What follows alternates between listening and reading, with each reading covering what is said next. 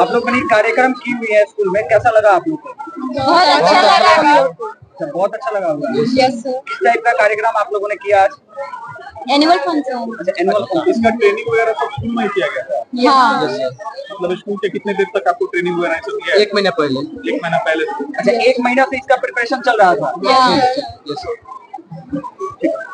बाकी पढ़ने में अच्छा लगता है, स्कूल विद्यालय अच्छा है।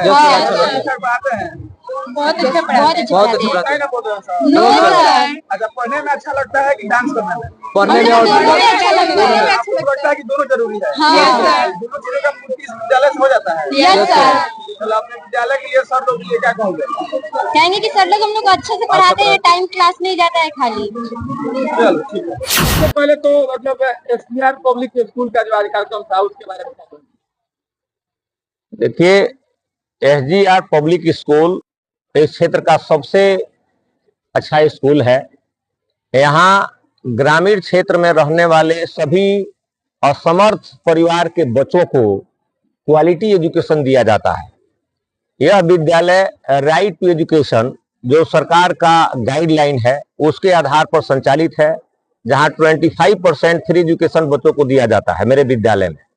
सबसे बड़ी बात है कि इस विद्यालय में हर तरह की शिक्षा दी जाती है, चाहे वह कंप्यूटर की शिक्षा हो, चाहे वह मार्च पास्ट की ट्रेनिंग हो, चाहे वह म्यूजिक की ट्रेनिंग हो, नृत्य की ट्रेनिंग हो, हर तरह की शिक्षा दी जाती है।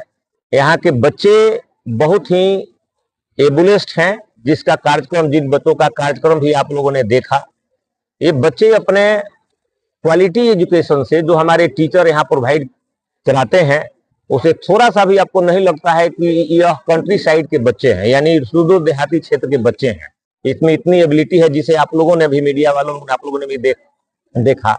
इस विद्यालय के स्थापित करने का मेरा मेन उद्देश्य था कि जितने भी असक्षम परिवार हैं, गरीब परिवार के लोग हैं, जिनकी आर्थिक स्थिति बहुत अच्छी नहीं है, वे गार्जियन भी अपने बच्चों को अच्छा से अच्छा शिक्षा प्रदान कर उन्हें अपने जीवन में सफल होने का अवसर प्रदान करें।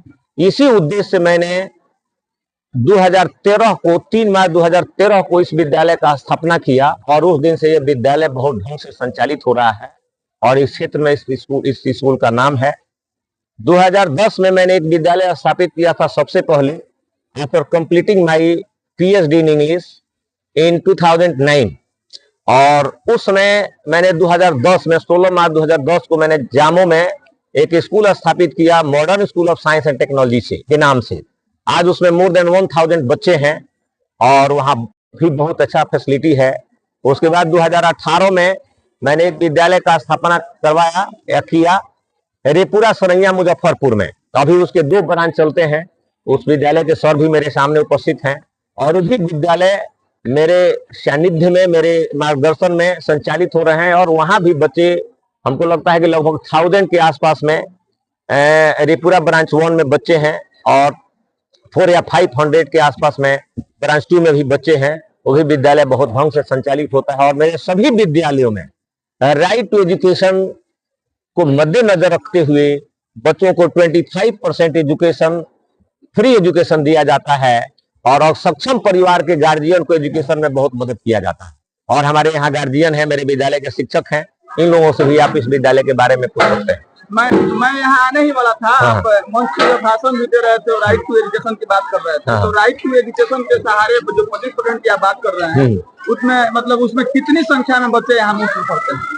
देखिए, अभी जो है 1 क्लास में हमारे यहाँ नामांकन का जो रेशियो है, मतलब सीट है, वो 80 के आसपास में है और 80 का 25% जितना होता है उतना हम लोग बच्चों का नामांकन इस विद्यालय में करते हैं, है ना।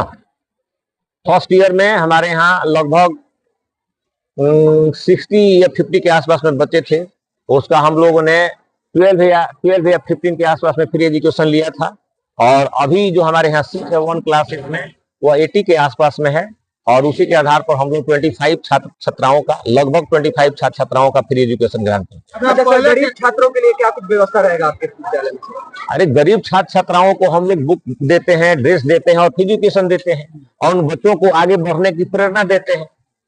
गार्जियन को हम लोग गार्जियन पेरेंट्स टीचर मीटिंग बुलाते हैं और गार्जियन को, विशेष करके वैसे गार्जियन जो लोग पढ़े लिखे नहीं हैं, उन लोगों को हम लोग यह निर्देश, उन लोगों को हम लोग माने सलाह देते हैं कि आप भले 2 रोटी कम खाइए, लेकिन आप अपने बच्चों को जरूर पढ़ाइए, क्योंकि आपका परिवर्तन एजुकेशन से ही होगा। ये काम हम लोग करते हैं। शुरू में क्या कुछ कठिनाइयां आपके सामने आई थी? शुरू में देखिए, शुरू में यह ऐसा क्षेत्र है जिसमें ये तो नहीं कह सकता हूं कि इस क्षेत्र में एजुकेशन नहीं था, क्योंकि 1990 के दशक में मैं इसी क्षेत्र का स्टूडेंट रहा हूं, और उस समय थोड़ा सा हम लोग पढ़ते थे तो एजुकेशन में बहुत प्रॉब्लम होता था। माने paradox was given by the parents and the people of this area। Paradox भी व्यंग बोला जाता था कि पढ़ करके क्या करबे भोजपुरी में, लेकिन हम लोगों ने उस पर ध्यान नहीं दिया और आगे पढ़ा। अभी 3-4 जिलों में लगभग मेरा स्कूल चलता है। वहां मैंने सक्षम सभी परिवार के बच्चों को हम लोग एजुकेशन देने का काम करते हैं। शुरू में यही समस्या आया कि ग्रामीण क्षेत्र के लोगों के दिमाग में यह भ्रम था कि ये तो मैंने इंग्लिश मीडियम का स्कूल है, यहाँ ज्यादा पैसा लेकर के नामांकन किया जाएगा, हम लोगों के बच्चों के लिए व्यवस्था नहीं है, ये तरह तरह की बातें। लेकिन मैंने पूरे क्षेत्र में कैंपेन किया और कैंपेन करके सारे क्षेत्र के गार्जियन को और सक्षम परिवार के गार्जियन को भी हम लोगों ने ये बताने का काम किया कि देखिए, ये विद्यालय सभी वर्ग के बच्चों को without minding on caste and creed, high and low, हम लोगों ने मैंने इसको एजुकेशन देने के लिए यह विद्यालय स्थापित हुआ है। इसलिए आप अपने बच्चों का इस विद्यालय में नामांकन कराइए और जितना हो सकेगा यह विद्यालय प्रबंधन आपके बच्चों को शिक्षा प्राप्त करने में, आगे बढ़ने में मदद करे। पहले के समय में ये कहावत था कि लोग कहते थे कि खेलोगे कूदोगे तो हो जाओगे खराब, पढ़ोगे लिखोगे तो बनोगे नवाब। लेकिन आपने देखा होगा कि अभी के समय में खेल कूद को लेकर के लड़के इतने जा रहे हैं खेलने के लिए, तो उसको लेकर के आपके विद्यालय में माने पहले की शिक्षा में और शिक्षा में अंतर यह हो गया है कि किताबी दुनिया के बाद हिंदी का शिक्षा हो, कंप्यूटर का शिक्षा हो, खेल कूद का शिक्षा हो, ताइक्वांडो हो, इस सब पर भी ध्यान दिया जा रहा है। तो इन सब चीजों मतलब इस तरह गतिविधियों पर आपके विद्यालय परिवार का ध्यान रहता है कि नहीं, और इसके लिए क्या करते हैं? देखिए हम ये जानते हैं कि विद्यालय में जितने भी करिकुलम होता है, जैसे खेल कूद से लेकर के म्यूजिक या हर तरह की फैसिलिटी बच्चों के प्रोग्रेस में बहुत मदद करता है। और विद्यालय प्रबंधन खास करके यह ऑटोनोमस संस्थाएं जो है पूरे बिहार में संचालित होती हैं, ये सभी प्रबंधन के लोग चाहते हैं कि विद्यालय में उस तरह की हर तरह की सुविधा दिया जाए कि बच्चे आगे बढ़े। जैसे आप कहते हैं कि पढ़ोगे लिखोगे तो बनोगे नवाब, आप खेलोगे तो आगे नहीं बढ़ोगे, लेकिन यहाँ यह माना जाता है कि ओनली वर्क नो प्ले मैथ जैक ए डॉल बॉय, सिर्फ पढ़ाई करो और खेलो नहीं तभी बच्चे डॉल हो जाते हैं। तो हम लोगों ने इस विद्यालय में स्पोर्ट्स की भी व्यवस्था की है और बच्चों को एनुअल स्पोर्ट्स कराते हैं और हमेशा पीरियड वाइज हम लोग हर बच्चों को खेलने का भी चांस देते हैं। यह एजुकेशन, कंप्यूटर एजुकेशन दिया जाता है, म्यूजिक क्लास की व्यवस्था है, यानी हर तरह साइंस प्रैक्टिकल कराया जाता है, ज्योग्राफिकल प्रैक्टिकल, मैंने जितनी भी सुविधाएं बच्चों को दिया जाना चाहिए उनके प्रोग्रेस के लिए, वो सभी सुविधाएं हमारे दी जाती है।